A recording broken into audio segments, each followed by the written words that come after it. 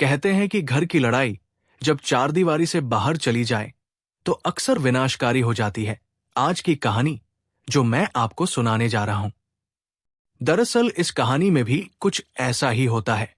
एक शौहर अपनी बीवी को लगातार डांटता था, पीटता था, जबकि वो बहुत ज्यादा खूबसूरत थी और उसका ये शौहर करोड़पति होता है और लगभग 37 करोड़ का मालिक होता है। उसके घर में एक आदमी राजमिस्त्री का काम करता था और उस राजमिस्त्री को ये झगड़ा बिल्कुल भी पसंद नहीं आता था। वो बार बार रोकता टोकता था और ये रोका टोकी ही उस खूबसूरत महिला को बड़ी अच्छी लगती थी। उसे लगता था कि मेरा कोई हमदर्द है वो अपने पति यानी कि शौहर को तो भूल जाती है और उस राज मिस्त्री से प्यार कर बैठती है।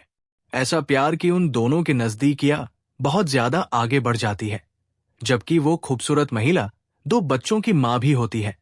और आगे चलकर जब इस प्यार और मोहब्बत के बारे में पता चलता है, खुलासा होता है, तो यही से एक कत्ल की नींव रखी जाती है, साजिश रची जाती है। कत्ल भी ऐसा परफेक्ट के सुनने वालों को लग नहीं रहा था कि ये कत्ल हुआ है। लेकिन जब पुलिस ने छानबीन की, जब कुछ ऐसे सबूत जुटाए, तो उसे एक ऐसा खुलासा होता है जिसका लोगों को यकीन ही नहीं हो रहा था कि आखिर एक करोड़पति शिक्षक की बीवी ऐसा कदम कैसे उठा सकती है। दोस्तों, आज की जो सच्ची घटना मैं आपको सुनाने जा रहा हूं, ये सच्ची घटना उत्तर प्रदेश के एक शहर की है। दरअसल कानपुर शहर की सैन्य पश्चिम पारव थाना क्षेत्र का स्वर्ण जयंती बिहार में 4 नवंबर 2023 की सुबह लगभग 6:30 बजे के आसपास। उस वक्त लोग अपने घरों से टहलने के लिए बाहर निकले हुए थे और अचानक से एक बहुत तेज धमाका होता है। बहुत ही भयानक एक्सीडेंट होता है। एक कार की चपेट में आने से एक व्यक्ति की घटनास्थल पर ही मौत हो जाती है और जैसे ही उस कार की टक्कर लगती है तो वो गाड़ी खंभे से टकरा जाती है और उसका टायर भी फट जाता है। आसपास जहां तक उसके टायर फटने की आवाज पहुंच रही थी, उन लोगों का ध्यान उस तरफ आकर्षित होता है और देखते ही देखते घटनास्थल पर सैकड़ों लोगों की भीड़ लग जाती है और तुरंत ही नजदीकी पुलिस स्टेशन को सूचना दी जाती है कि यहां पर एक सड़क हादसा हुआ है, एक व्यक्ति की मौत हो चुकी है। पुलिस को जैसे ही सूचना मिलती है तो पुलिस मौके पर पहुंचती है और उस व्यक्ति को देखती है। उसकी नब्ज टटोलने की कोशिश कर रही थी।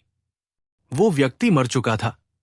अब मरने वाले की पहचान करने की कोशिश की जा रही थी तो पता चलता है कि उसका नाम राजेश कुमार गौतम है, जो कि सारसौल के विकास क्षेत्र जूनियर है, स्कूल का सहायक अध्यापक था और जो कि नजदीकी चकेरी थाना क्षेत्र के सुजानपुर का निवासी था।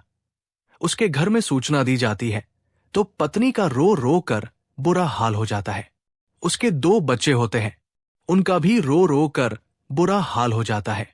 जहां जहां तक उसके रिश्तेदारों को खबर पहुंच रही थी और शिक्षक समाज में जैसे ही ये खबर पहुंचती है तो हर कोई हैरान हो जाता है कि आखिरकार इतना अच्छा भला हष्ट-पुष्ट व्यक्ति कैसे मर गया। जब सड़क हादसे के बारे में बात पता चलती है तो पोस्टमार्टम होता है और पोस्टमार्टम के बाद उसकी डेड बॉडी को घर लाया जाता है और घरवालों का रो रो कर बुरा हाल था। लेकिन उस घर में एक ऐसा इंसान था, एक ऐसा शख्स था जो कहता है कि यह हादसा नहीं हो सकता, बल्कि ये एक साजिश है, कत्ल है और वो इस शिक्षक का भाई होता है। वो कहता है कि इस कत्ल की जांच होनी चाहिए।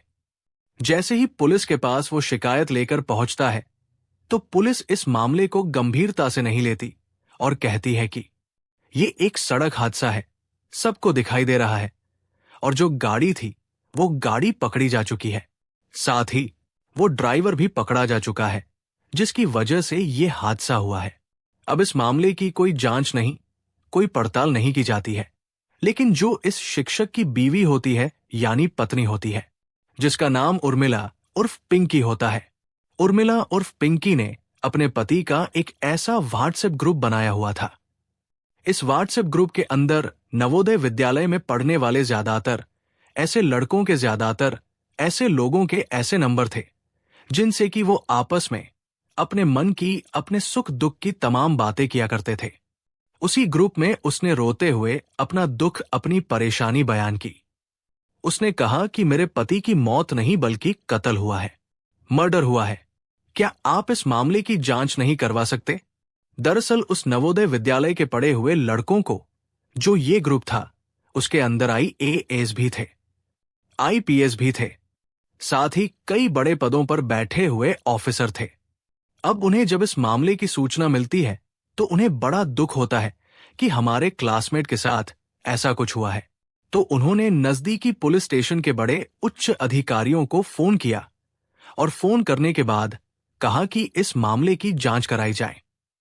कहीं ऐसा ना हो कि जो इनकी बीवी यानी कि पिंकी उर्फ उर्मिला कह रही है, हो सकता है कुछ ना कुछ इस मामले में रहा हो। अब पुलिस इस मामले को गंभीरता से जरूर लेती है, क्योंकि IPS और IAS जैसे ऑफिसरों के फोन पहुंच रहे थे। पुलिस ने जब इस मामले की जांच पड़ताल करनी शुरू की, यानी कि सैन पश्चिम पारा थाना क्षेत्र की पुलिस अब इस मामले की पड़ताल में जुट जाती है। और पड़ताल में जुटने के बाद जैसे ही पुलिस ने गौर करने की कोशिश की, पुलिस ने जब सबूत जुटाने की कोशिश की, तो वाकई सोचते हुए भी अपने आप में हैरानी होती है। दरअसल एको कार से, जो सुबह 6 बजे के आसपास होता है, 4 नवंबर 2023 की ये घटना होती है। जिस वक्त वो शिक्षक आता है तभी वो एको कार चलती है, और इससे पहले वो कार एक साइड में चुपचाप खड़ी हुई थी। और जैसे ही टक्कर लगती है, टक्कर लगने के बाद वो एको कार जाकर एक खंबे से टकराती है। खंबे में टकराते ही उसका टायर फट जाता है और बहुत तेज धमाका होता है। और जैसे ही धमाका होता है तो उस ड्राइवर, जिसका नाम सुमित कठेरिया होता है, सुमित कठेरिया तुरंत उस गाड़ी से निकलता है और पीछे आने वाली जो एक वगन आर कार होती है, वो वगन आर कार वहां आती है और एकदम से खिड़की खुलती है। तुरंत ही वो उस कार में आकर बैठ जाता है। अब पुलिस ने उस वगन आर कार के बारे में पता करने की कोशिश की, तो इस घटनास्थल पर लगभग 2-3 बार ये कार घूमती है। पुलिस को शक होता है कि ये कार आखिर ऐसे क्यों घूम रही थी। पुलिस ने अब उस वगन आर कार का पता करने की जब कोशिश की, तो उस वगन आर कार को विकास सोनकर नाम का एक लड़का चला रहा था।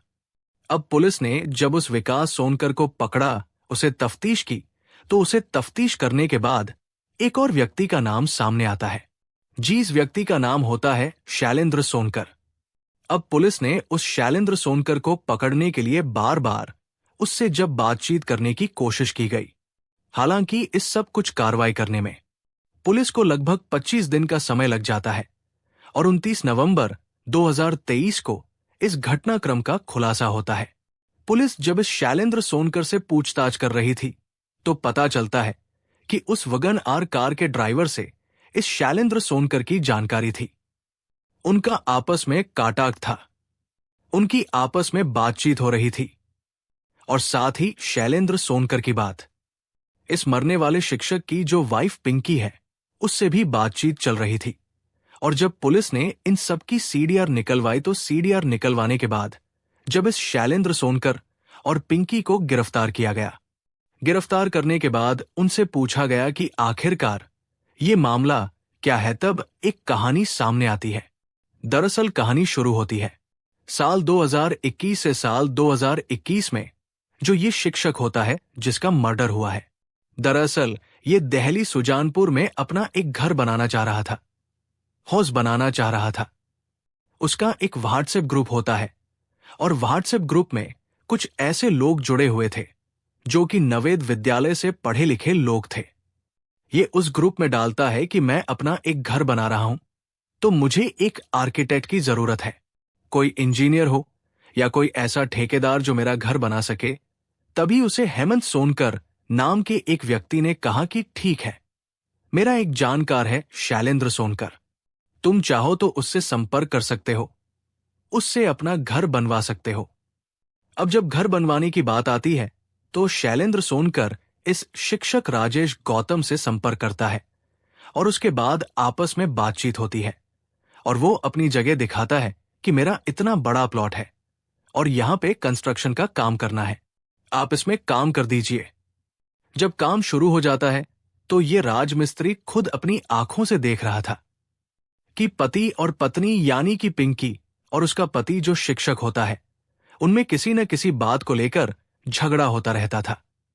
इसी बीच में जब ये राज मिस्त्री अपने पैसे मांगता था तो वो पैसे देने से भी कई बार झिक झिक किया करता था और यही बात उसे परेशान करती थी। बार बार जब वो इनमें लड़ाई झगड़ा देखता था तब वो पिंकी से कहता था कि भाभी जी, आप तो देखने में बहुत सुंदर हो, अच्छी खासी काम भी करती हो, अच्छे से बात भी करती हो, लेकिन तुम्हारे पति क्यों तुमसे इतना झगड़ा करते हैं? क्या बात है बार बार उस राज मिस्त्री का उस महिला को यानी कि शिक्षक की बीवी को समझाना ही कहीं ना कहीं इन दोनों के बीच में अट्रैक्शन पैदा कर देता है और अट्रैक्शन पैदा होते ही दोनों एक दूसरे के नजदीक आ जाते हैं और नजदीक आते ही एक दूसरे के साथ ये अवैध संबंध बनाने लगते हैं, एक अवैध रिश्ते में बांध जाते हैं और जब जब इन्हें मौका मिलता था तब तब ये एक दूसरे के साथ वक्त बिताया करते थे। शिक्षक अपने स्कूल में पढ़ाने के लिए चला जाया करता था। घर में जो 2 बच्चे होते हैं वो बच्चे भी स्कूल चले जाया करते थे। जब इस शिक्षक की पत्नी घर में अकेली होती थी तब वो राज मिस्त्री घर में आ जाया करता था। इसी तरह से एक लंबा वक्त गुजर जाता है। इन दोनों के बीच में जो अनैतिक संबंध था वो लगातार ऐसे ही चल रहा था। अप्रैल 2023 में शिक्षक एक दिन अपनी पत्नी को उसके साथ आपत्तिजनक स्थिति में देख लेता है और जब उसे पता चलता है तो उसने इस राज मिस्त्री के घर में आने पर पूरी तरह से पाबंदी लगा दी कि तुम आज के बाद हमारे घर में नहीं आओगे और इसी बात को लेकर लगातार घर में क्लैश रहने लगा। तभी पिंकी ने उस शैलेंद्र सोनकर, जो कि राज मिस्त्री होता है, उससे संपर्क किया और उससे कहा कि मेरे इस पति को रास्ते से हटाया जाए और मेरे पति के पास लगभग 47 करोड़ की संपत्ति है और इसमें लगभग 3 करोड़ के उसके खुद के यानी मेरे पति के बीमा है। जैसे ही वो मरेगा तो उसकी जो संपत्ति है, जो लगभग 3 करोड़ रुपए है, वो हमें मिलेंगे। तुम चाहो तो कुछ ऐसी प्लानिंग करो जिससे वो मारा जाए। इसके लिए उसने अपने एक चचेरे भाई, जिसका नाम विकास सोनकर होता है, उससे बातचीत करता है कि हमें एक आदमी को मारना है, एक मर्डर करना है, करे तो कैसे करे? तब उसने कहा कि ठीक है, मेरा एक दोस्त है, मैं उससे बात करता हूं। और वो सुमित कठेरिया नाम के एक ड्राइवर से बात करता है और वो उससे कहता है कि एक आदमी का मर्डर करना है। तो वो कार ड्राइवर कहता है कि ठीक है, 4 लाख रुपए की रकम लगेंगी। अगर तुम 4 लाख रुपए दे दोगे तो मैं तुम्हारे इस शिक्षक को मार दूंगा। एडवांस देने के बाद एक तय कार्यक्रम के तहत जैसे हर रोज सुबह 6 बजे शिक्षक अपने घर से टहलने के लिए निकला करता था, यानी मॉर्निंग वॉक के लिए निकला करता था। तो उसकी पत्नी पिंकी ने अपने प्रेमी यानी कि राज मिस्त्री को सूचना दी। राज मिस्त्री ने अपने चचेरे भाई विकास से कहा और विकास ने उस कार ड्राइवर को हैर किया और हैर करने के बाद जैसे ही वो शिक्षक गाड़ी के ठीक सामने आता है, जिस रास्ते से वो गुजरता था, क्योंकि पहले उसकी रेकी की जाती है और मुखबरी भी बिल्कुल सटीक थी। जैसे ही शिक्षक सामने आता है तो इको कार से इतनी जोर से टक्कर मारी जाती है जिससे कि वो एक ही बार में खत्म हो जाए, मर जाए। लेकिन टक्कर होते ही कार का संतुलन अनियंत्रित हो जाता है और सामने खड़े हुए खंबे से कार टकरा जाती है। खंबे से टकराते ही तुरंत कार का टायर फट जाता है और टायर फटने के बाद विकास बहुत बुरी तरह से डर जाता है। विकास ने फोन करके शैलेंद्र सोनकर, जो कि इस शिक्षक की पत्नी पिंकी का प्रेमी होता है, उससे कहा कि यहां पर इस तरह से हादसा हो चुका है। तुरंत ही उस राजमिस्त्री ने फोन करके पिंकी बताया, जो कि उस शिक्षक की पत्नी होती है, कि यहां पर कुछ इस तरह से हो चुका है। हालांकि कुछ ही सेकंड बातचीत हुई थी, लेकिन सीडीआर में ये सब चीजें कनेक्ट होती चली जाती है और जब इस घटनाक्रम का खुलासा होता है तो लोगों को यकीन नहीं हो रहा था कि एक बीवी अपने शौहर को, अपने पति को मरवाने के लिए इस तरह की अनोखी प्लानिंग भी कर सकती है, और वो भी इतनी सटीक प्लानिंग करेगी। अगर उस शिक्षक के भाई ने अपने भाई की हत्या की बात नहीं कही होती, शक जाहिर नहीं किया होता, और साथ ही एक गलती जो पिंकी से होती है, जो अपने पति के दोस्तों के व्हाट्सएप ग्रुप में जो ये मदद मांगती है, तब IAS ऑफिसर जिसमें सक्रिय हो जाते हैं और पुलिस से कहते हैं कि इस मामले की पूरी ईमानदारी से जांच करिए। जो भी इसमें दोषी है उसे पकड़ा जाए। और अब पुलिस ने जांच की तो बीवी का राज मिस्त्री से अफेयर निकलता है और 47 करोड़ रुपए की संपत्ति को हथियाने के लिए मिलकर इस तरह से प्लान करते हैं। लेकिन ये सारी प्लानिंग धरी की धरी ही रह जाती है और शिक्षक की पत्नी, उसका प्रेमी और प्रेमी का जो चचेरा भाई होता है, उन सबको गिरफ्तार कर लिया जाता है। साथ ही जो कार का ड्राइवर है उसकी भी गिरफ्तारी की कोशिशों की जा रही है। जब विकास सोनकर से पूछा जाता है कि तुमने साथ क्यों दिया तो उसने कहा कि सोलेंद्र सोनकर ने मुझे कहा था कि हमें बहुत जल्दी पैसे मिलने वाले हैं, हम करोड़पति बनने वाले हैं और हम बिजनेस शुरू करेंगे, हम कंपनी खोलेंगे और जब कंपनी खोलेंगे तो तुम्हें उसमें पार्टनर रखेंगे। ये सब हमने इसीलिए किया। पुलिस ने घटनाक्रम का खुलासा तो कर दिया, लेकिन जैसे ही लोगों को पता चलता है कि बीवी ने ये सब काम कराया है तो लोगों को यकीन नहीं हो रहा था कि एक महिला अपने पति को मरवाने के लिए कुछ इस तरह का षड्यंत्र रचेगी। अब उसकी शायद पूरी जिंदगी सलाखों के पीछे गुजरेगी।